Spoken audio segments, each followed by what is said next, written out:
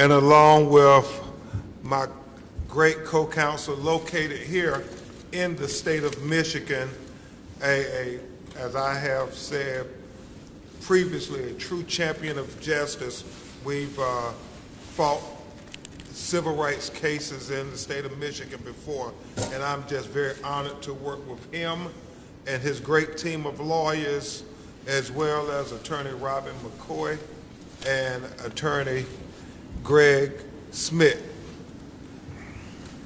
We have the pleasure of representing the family of Patrick Eola. And obviously, the crux of the matter, while we're here today, is to hear from Dr. Spritz, who Attorney Johnson is going to talk with you in length about just how very capable and renowned that he is. But I first want to start off this press conference with you, and Ayanna Hatchett, our co-counsel, also present here with us. And I want to thank Sarah Lucrecio for helping us put all this together. But we want to start off with updates.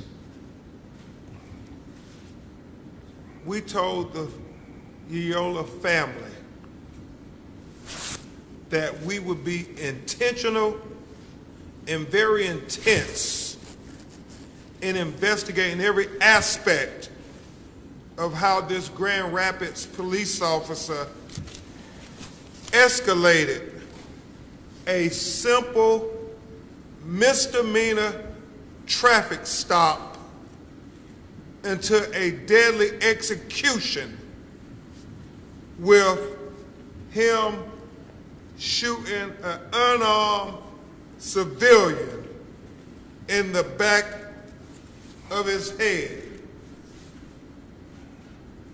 The autopsy findings from the independent autopsy performed by Dr. Spitz is going to get into very graphic details about just how horrific his killing was in a scientific manner. And we will have scientific evidence of not only the entry and the trajectory, but how the bullet traveled, where it ended up, which I think are very important to Attorney Johnson and I as we try to make good on our word to the family that we're going to investigate every aspect of this case and get to the truth. So in doing that, we believe it's important that you take everything in context. When you look at the video that was released by the Grand Rapids Police Department, and you don't have to take Ben Johnson's word for it, you don't have to take Ben Crump's word for it. Look at it with your own eyes. You would notice that the police officer initially is not traveling in the same direction of Patrick. So what we see is him make a U-turn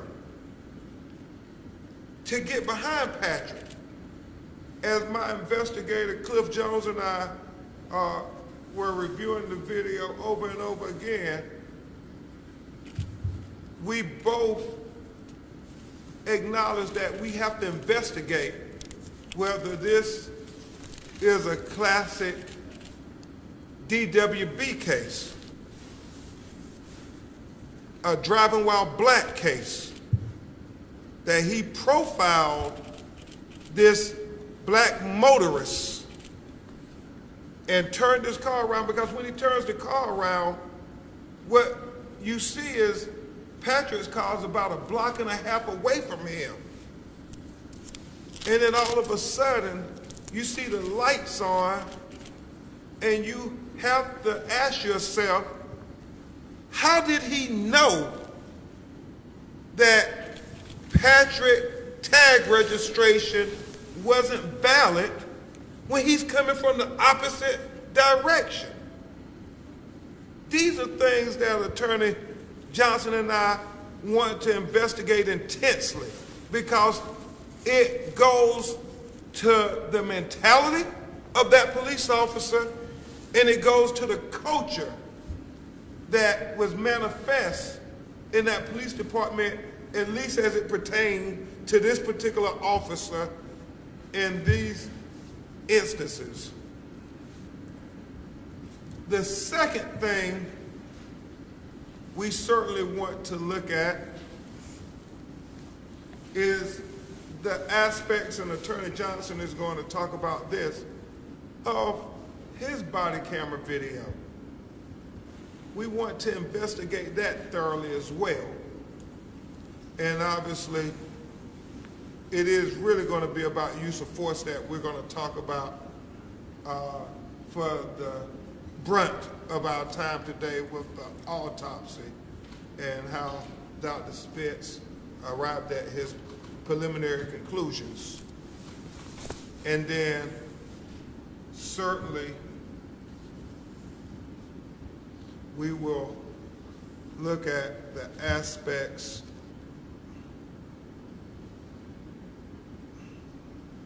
of how unnecessary this was when you look at the video and you hear the results of the autopsy. Just another senseless killing of an unarmed black person in America by the very individual who was supposed to protect him.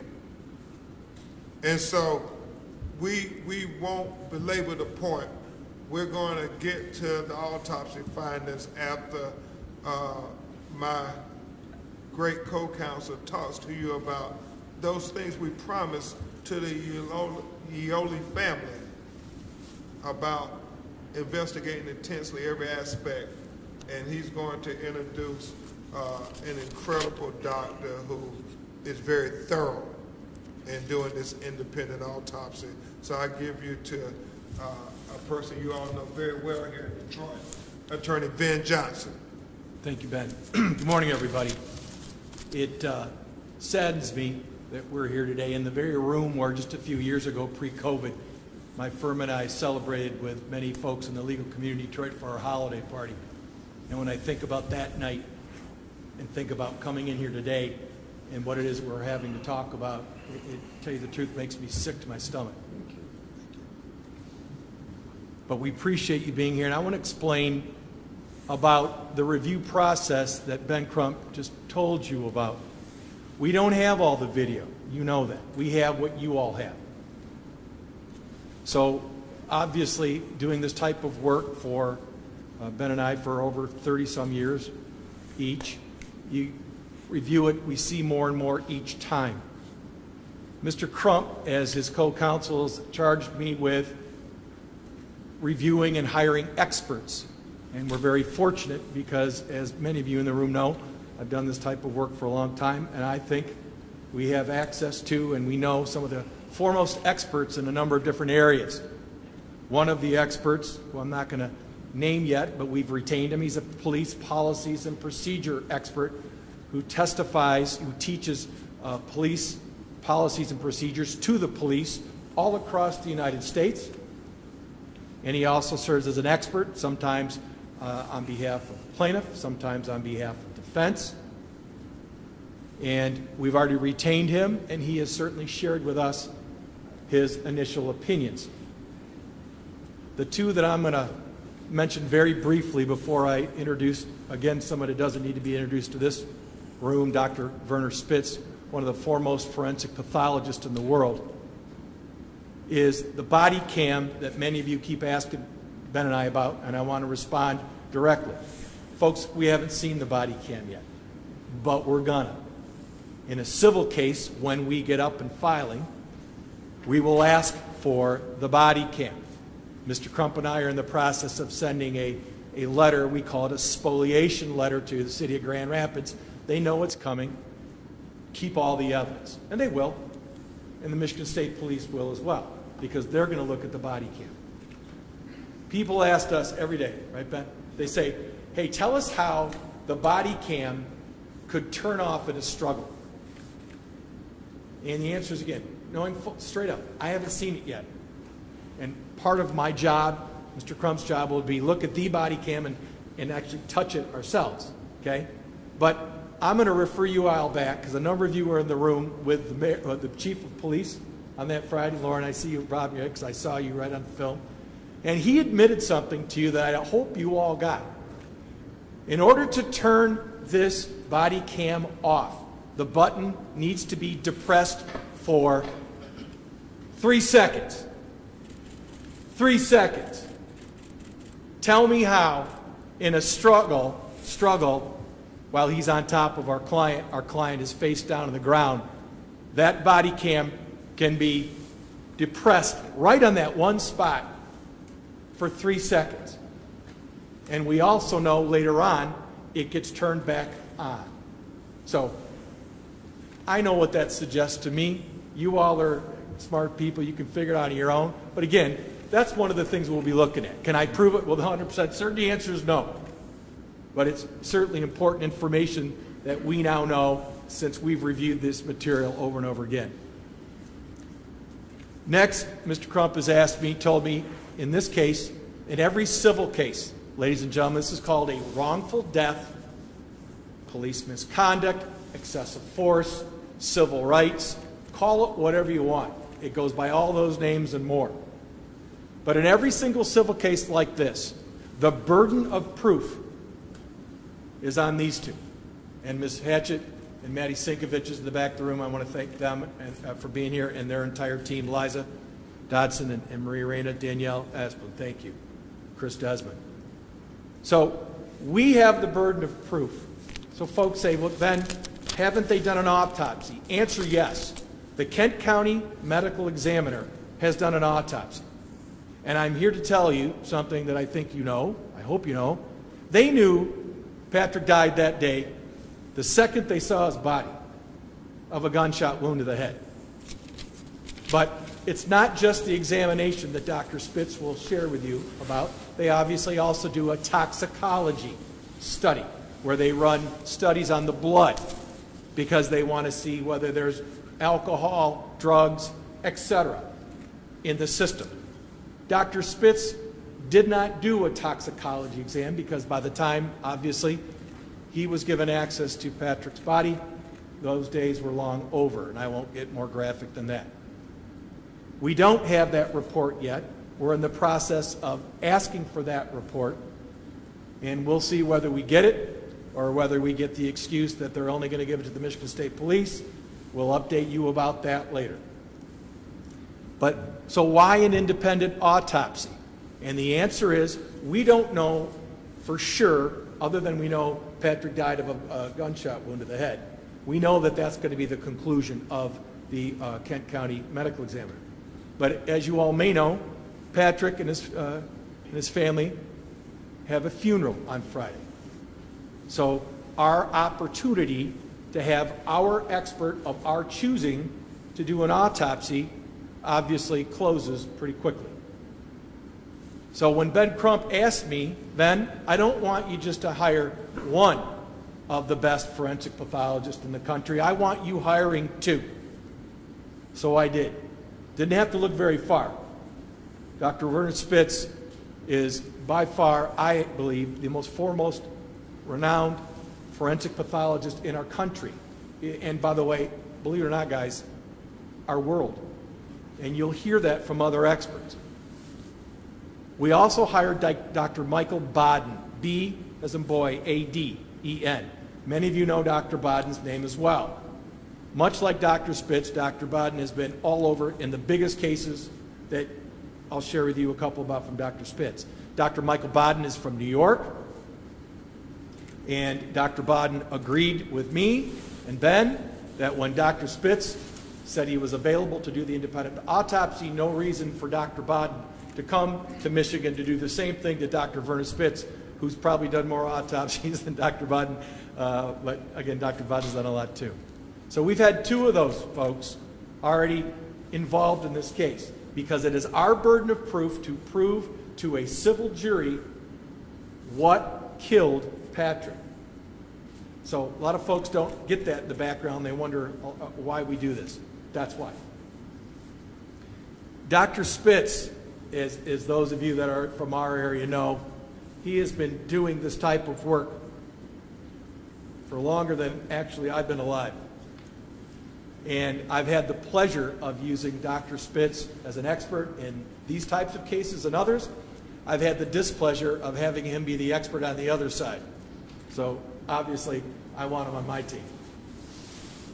Dr. Spitz was, as many of you know, was involved in the investigations of President Kennedy, of Martin Luther King, in jumping forward into more of the recent past in the O.J. Simpson criminal case, Casey Anthony criminal case, Michael Jackson, I believe, criminal and civil case, I believe, and many, many, many more.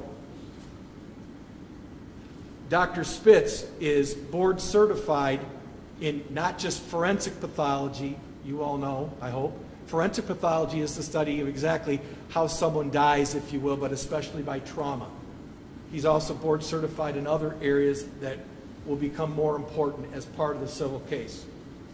So when we called up Dr. Spitz last week, we retained him, and thanks to Diana Lucky, his assistant, he went to Grand Rapids and did an independent autopsy at the Gillespie Funeral Home in Grand Rapids. And again, that's standard protocol for a situation like this. Dr. Spitz then did a preliminary investigation. He shared his initial thoughts with us, and even before it started, Ben Crump said, we need to share so that everybody knows, because you all are calling, and more power to you. We appreciate, obviously, you want to know the science, and we brought you the scientists to talk about that. So Dr. Spitz has some drawings. I'm going to turn it back over to Mr. Crump. He brought a model to show you the significant part of his findings and why.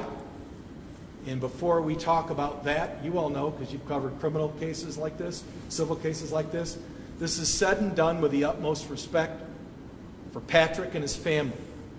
God forbid that any one of us in this room ever would have to listen to someone describe what Dr. Spitz has to.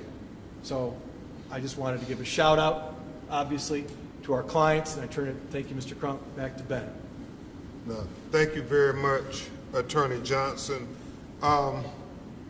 Before we have Dr. Spitz go into the details of his autopsy, we would put it in context. We want to show the video, if we could, Sarah.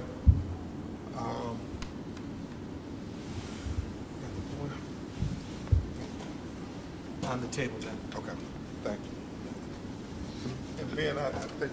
Yes, sir. Can you turn up the volume and play the video for us, Laura? Oh, we don't have audio, okay. So, if we just play the video, started from the beginning. Obviously, the video taken by the passenger. So.